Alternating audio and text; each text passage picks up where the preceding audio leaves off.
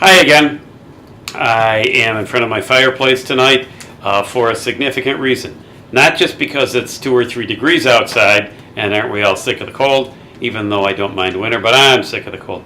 No, we're talking tonight about 2 stories. One of them centers around a witch's Sabbath and the journey to a witch's Sabbath. Obviously, that's all fire, burning, and so I, tried to create a certain mood setting type scene with the fireplace roaring behind me so that you could better relate to what the story's all about. Okay, so there you go. You get a better look at my fireplace now, okay, and the flame that's going in there. Okay, so there's a lot of information in this week's typed lesson about these stories. We're going to be talking about imagery and symbols and how they interrelate and how the use of imagery as a kind of symbol. You'll find lots of information in the printed lesson, so I'm not going to talk a lot about that now. What I am going to do is tell you a little bit about 2 stories by Nathaniel Hawthorne that we're reading this week. One of them is Young Goodman Brown, and so let's talk about that first.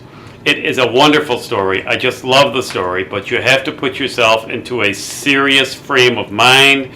You have to be looking for meanings beneath what's actually going on in the story. Okay, that all has to be part of what you're doing. So think about delving deeply as you read. And don't tell me it's written in Old English, because it's not. The fact that they say ye instead of you doesn't make it Old English. It's modern English, so don't let that throw you, okay? Okay, so in the story, there are a ton of symbols and there are a ton of images. First of all, we meet Goodman Brown. Goodman, okay? Symbolism in his name. His wife is Faith. Symbolism in her name. Faith, to some degree, is the center of Goodman Brown's religious faith, okay?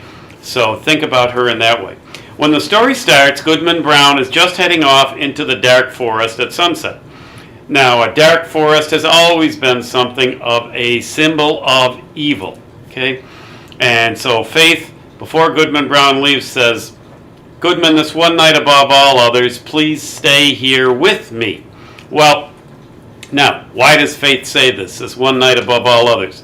Faith has pink ribbons in her hair, and in the lesson this week I spent a good deal of time explaining the significance of these pink ribbons in her hair, too. Okay? Anyway, she says that. Why? Well, we usually think of pink as innocence. Again, you'll see in the lesson how I explain that a little more. But Faith isn't so darn innocent. She knows something is going to happen. That's why she says, "This one night above all others, stay here with me." Goodman heads out into the forest. He's a short way in, and almost immediately he meets a character in there whom we pretty quickly get to realize is a spirit of evil. In fact, we'll get to know he is the devil, okay?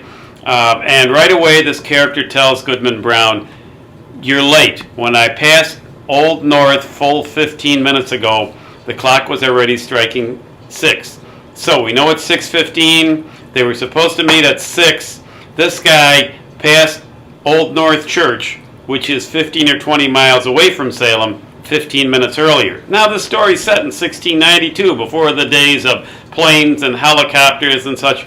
The only way he could have done that is because he's a spirit, and so he can travel, through spiritual methods, okay? So, we know right away he's a spiritual character. Goodman says, "Okay, I've met you, now I want to go home." This guy, and Goodman says, "Nobody in my family ever did anything like this before."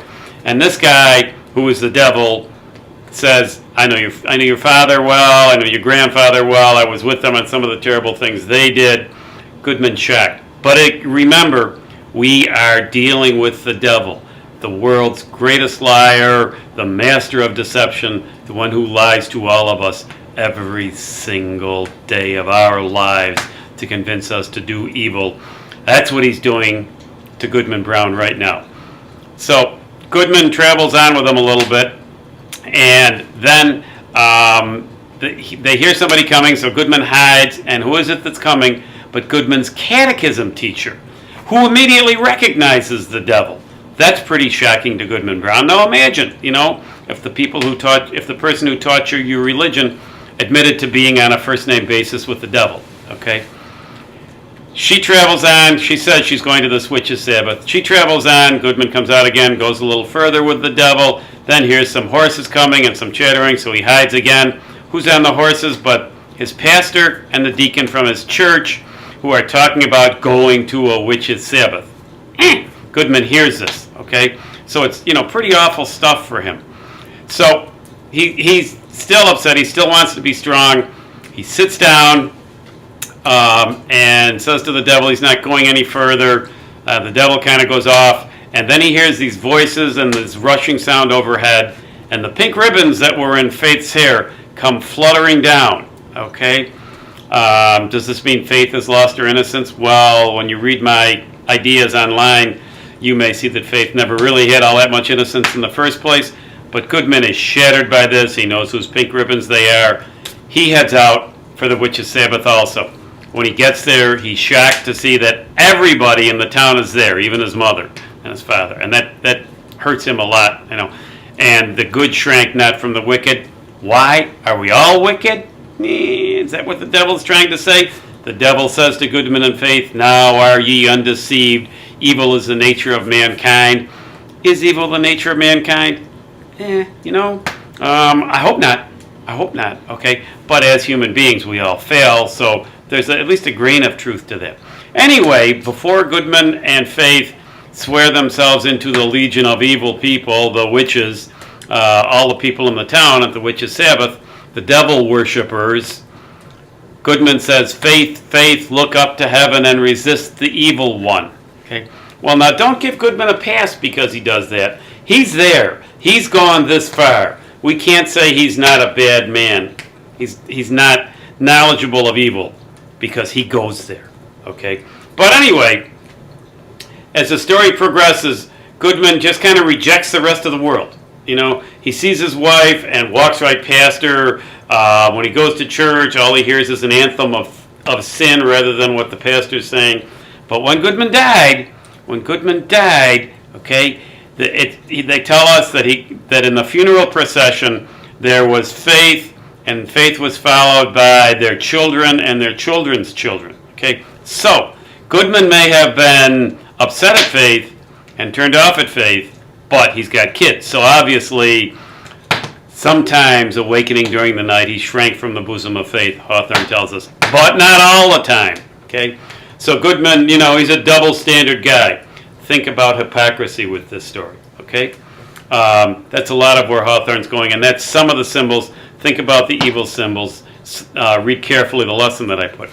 The other story, The Minister's Black Veil, is a story about a young minister who, when he's going to give a sermon on secret sin, puts on a black veil. There's symbolism there, okay? You can figure out that symbolism pretty easily. You've all heard the term of, we all wear a veil, okay? Talks about secret sin. The kicker here is he never takes the veil off, okay? He never takes it off. Even when he's dying, he will not take it off because he tells us at the end of the story, when the lover shows his heart to his best beloved, and when mankind does not vainly shrink from the eye of his Creator, loathsomely treasuring up the secret of his sin, then deem me a monster for the veil beneath which I have lived and died. Okay, you figure out what he's saying there, okay? Now, when you write about this story, don't tell me that he wore this veil because he had an affair with the woman whose funeral he goes to. It's very clear that's not it. And it's also, there's a note on the bottom about he based this on a shooting he had heard about where a minister accidentally killed somebody and so put on a black veil. That only gave Hawthorne the idea of a minister with a black veil. That's not what this story's about. It only gave him the idea for this guy wearing the veil. Okay, so don't tell me he put it on because he killed somebody. That's not the truth. Okay, so don't tell me that or I'll know you didn't watch this. Okay, so the question then is, why do you think the minister put on the black veil? That's what you should email me an answer to. Okay? Have a good week.